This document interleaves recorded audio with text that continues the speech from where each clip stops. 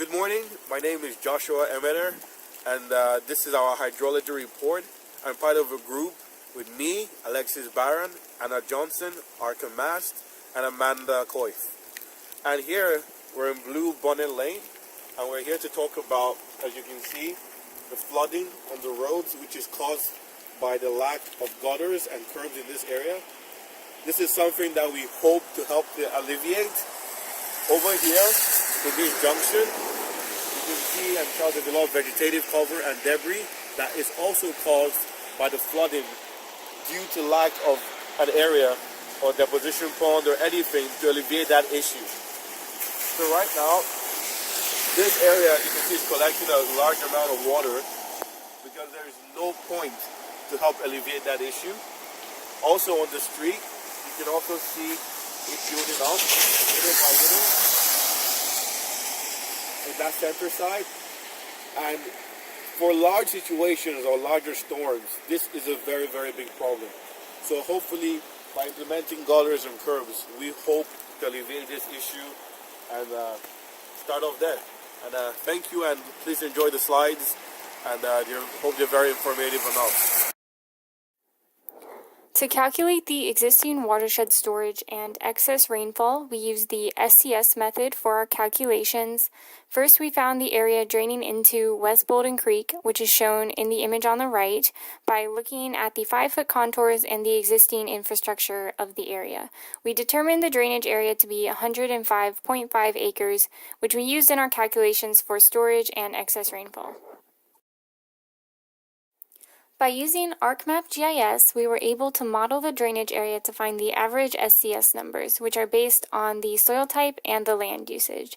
We got the data for the hydrologic soil type off of the USDA Web Soil Survey, and as shown in the image on the left, this area had a combination of soil types D and C. The land use information came from the City of Austin website and is shown in the image on the right. The legend below this image shows how this land is currently being used. In this area, it is mostly residential with commercial land usage near the road. These two maps were combined using the merge function in GIS to get separate areas based on soil type and land usage. This data was then exported to Excel, and SCS numbers were assigned based on these factors.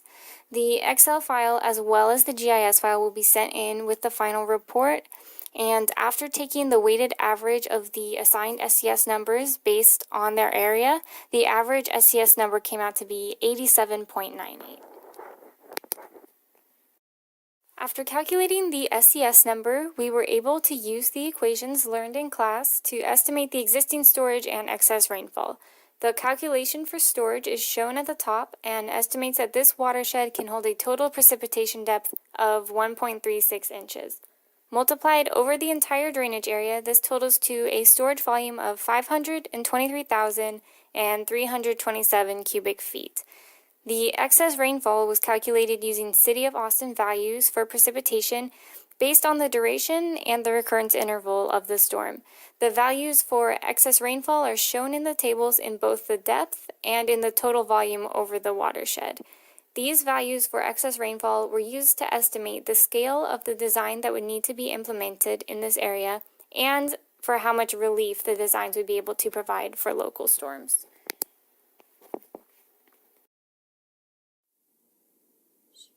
So one of the things we were trying to accomplish in this project was to design curbs and gutters on Blue Bonnet Lane. So to do this, we had to use Izzard's equation for gutter flow, and the parameters are what you see on the screen. In a second, you'll see a video of these existing conditions.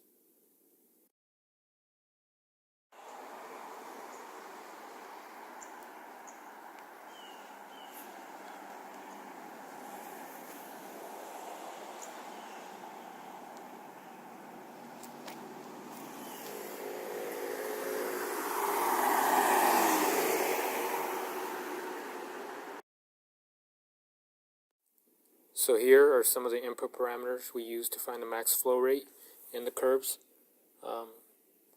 Keeping in mind that we wanted a minimum clear width of 12 feet based on the City of Austin's Drainage Criteria Manual. And here's just a cross-section of the road to give a better understanding of what the dimensions are. And these are the results from running Flowmaster. As you can see, the maximum discharge the gutter can take is approximately 1.9 cubic feet per second. Hi, and so we're back with this issue here again. Another recommendation that we had was, if you can see, all the water comes from up that hill down here, and it's collected and comes down the side, which also causes a lot of erosion and causes a lot of debris to be moved around. So another recommendation me and my team had was to have a retention pond around this area to retain all this excess water in a specific location. So this will also help to alleviate all the issues that the gutter and the curbs cannot. Thank you. A dry detention pond is used to store stormwater runoff for a short period of time, typically between 24 to 48 hours. They're used to decrease peak downstream discharge and provide stormwater quality enhancement benefits. Our detention pond is located along Bluebonnet Lane and has a drainage area of approximately 793,500 square feet. The pond was designed to capture the first half-inch of runoff as recommended in the Austin Drainage Criteria Manual. This results in a design volume of 33,000 cubic feet with a depth of about 5 feet. The cross-section shows the inlet and the outlet structures as well as the elevation of the facility's components. Using the drainage area of the watershed with the rational method, flow values were calculated. As this location is in a residential area, a value of 0.3 was assumed for the runoff coefficient. Additionally, for the piping specification, a 1-foot pipe diameter was assumed. In order to satisfy the maximum flow observed by a 5-year storm of 2,862,551 cubic feet per second, it currently takes 392 seconds. In order to speed up the process, the flow can be cut in half by inserting an additional 9,300 feet of piping in the area. The concept of implementing green streets in Austin arises from a desire to create a more natural and less invasive approach to stormwater management. Green streets can include many factors such as rain gardens, permeable construction materials, or even bioretention basins in order to reduce and filter large amounts of stormwater. The image to the right gives a glimpse into many of the approaches being taken with green street implementation. We believe Iva Lane and Delcrest Drive would benefit from transforming into green streets. By using permeable pavement, the stormwater would be able to pass through the streets and sidewalks in order to reduce the standing water. Rain gardens and bioretention basins are shallow depressions similar to retention ponds, except that they use the natural landscape, such as trees and shrubbery, to slow, store, and clean the rainwater. Although the main importance is to prevent flooding in the first place, when an area floods, the surrounding bodies of water can be greatly impacted. These implementations can help increase the quality of the stormwater before it negatively impacts West Building Creek. We believe the positives outweigh the negatives in regard to stormwater management. However, there are factors to consider when planning to affect a community for large amounts of time. Construction for the previously mentioned projects can take months or even years to complete. This means that there is the potential of having transport vehicles blocking large sections of residential streets, increasing traffic and reducing convenience.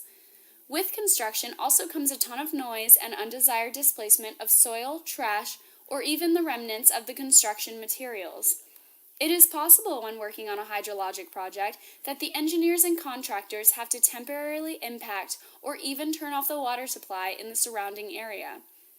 The surrounding landscape may also be negatively impacted in the case of trees having to be uprooted and grasslands being dug up. Although inconvenient, these are necessary risks to take or endure in the grand scheme of things if we want an area to increase their stormwater management. This concludes our presentation. We hope this video showed the importance of proper hydrologic engineering design and how hydrological studies tie into our everyday lives.